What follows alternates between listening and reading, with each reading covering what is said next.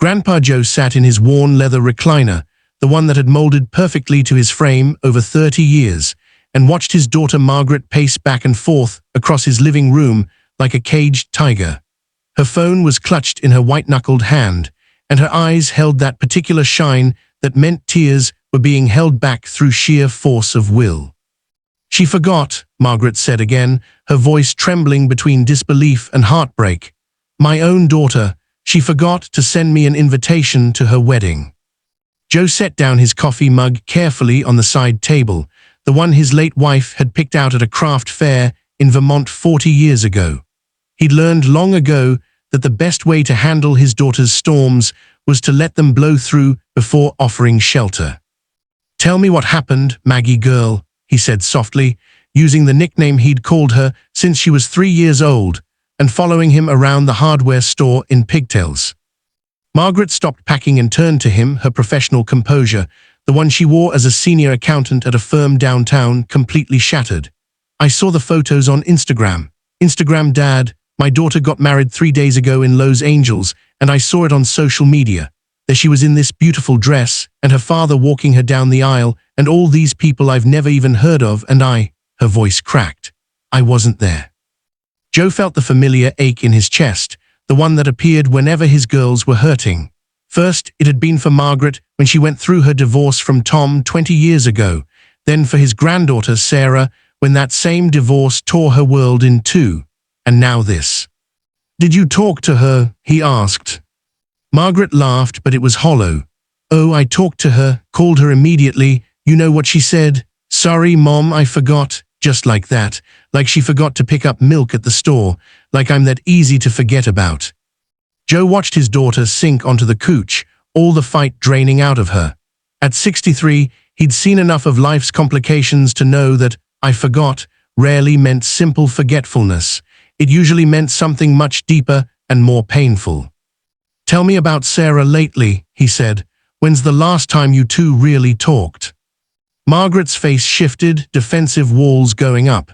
"We text. She's busy with her job at the tech company. I'm busy with work. We're both adults with our own lives." "That's not what I asked."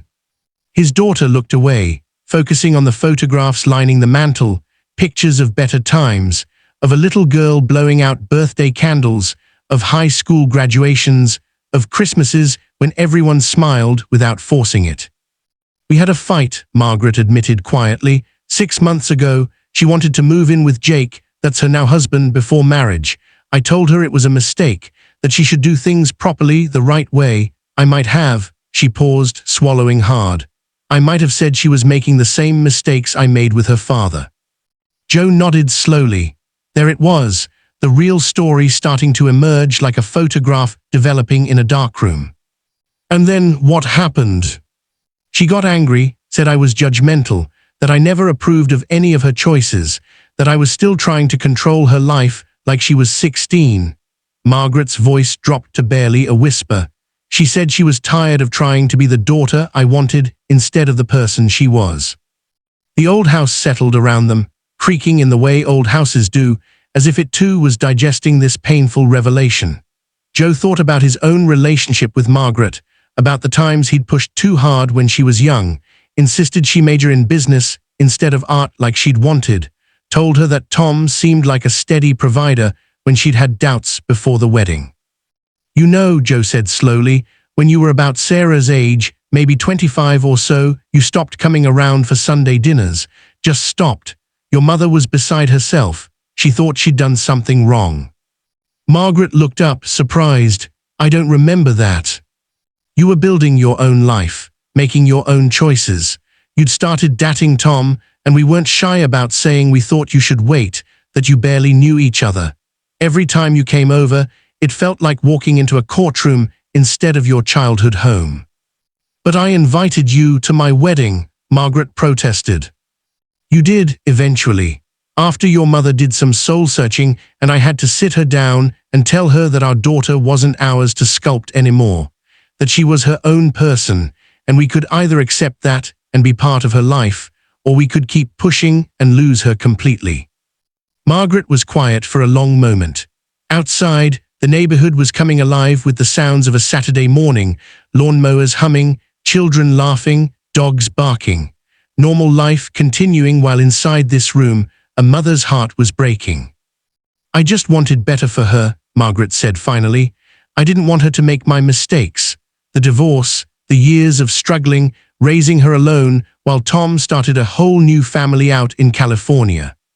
I know, sweetheart, but Sarah isn't you, and her life isn't your life to live over and get right this time. Joe stood up, his knees protesting like they always did these days, and walked to the mantel. He picked up a photograph of Sarah at 8 years old, gap-toothed and beaming, holding up a trophy from her soccer team. You remember what you told me when Sarah was little, after one of her games when she didn't play the way you thought she should. Margaret shook her head. You said, Dad, I just want to protect her from everything, from disappointment, from pain, from making wrong choices.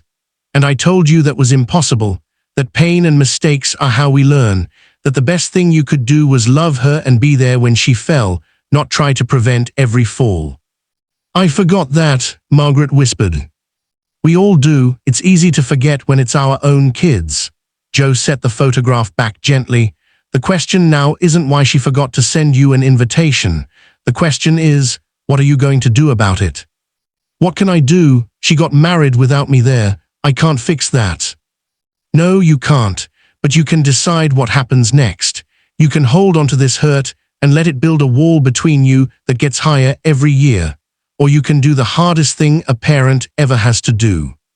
What's that? Apologize, not for caring, not for wanting the best for her, but for making her feel like who she is wasn't good enough, for trying to rewrite your regrets through her choices. Margaret's tears finally broke through, streaming down her face. What if it's too late? What if she doesn't want me in her life anymore? Joe sat down beside his daughter and took her hand. The same way he'd done when she was small and scared of thunderstorms. Then you respect that and give her space. But Maggie, I don't think that's what she wants. I think she wants a mother who sees her and accepts her, not one who's always waiting for her to fail or trying to steer her onto a different path. I do see her, Margaret said. She's smart and creative and kind and… Have you told her that? Or have most of your conversations been about what she should do differently? Margaret closed her eyes, and Joe could see her reviewing mental transcripts of phone calls and text messages, seeing them perhaps for the first time through Sarah's eyes. The suggestions that became criticisms, the concern that felt like control, the love that got lost in translation somewhere between intention and impact. I've been terrible, she breathed. No, you've been human. You've been a mother who loves her daughter so much it sometimes comes out sideways. But that doesn't mean you can't change the pattern. They sat together in silence for a while, father and daughter, both thinking about the complicated inheritance that passes through generations, not just the good things, but the wounds and fears and ways of loving that don't always land right. Finally, Margaret straightened up, wiping her eyes. I need to call her, really talk to her, not to explain why I should have been at the wedding, but to listen to why she felt she couldn't invite me. That sounds like a good start.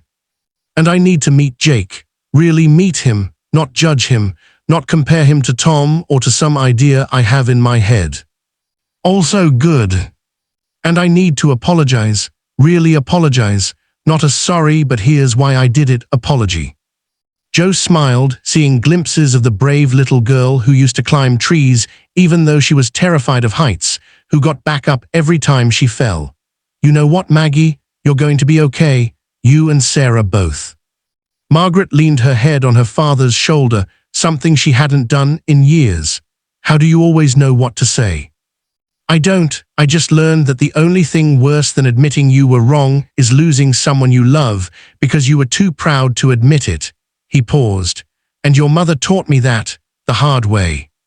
As Margaret pulled out her phone to call her daughter, Joe sent up a silent thank you to his wife, gone now these 5 years. She'd been the one to teach him that love wasn't about control or protection or shaping people into who you thought they should be. It was about showing up, letting go, and trusting that the people you raised would find their own way, even when that way looked different from the path you'd imagined for them.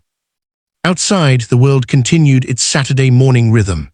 But inside this room, a mother was learning what her father had learned decades before, that sometimes the people we love need to forget us for a while so they can remember who they are.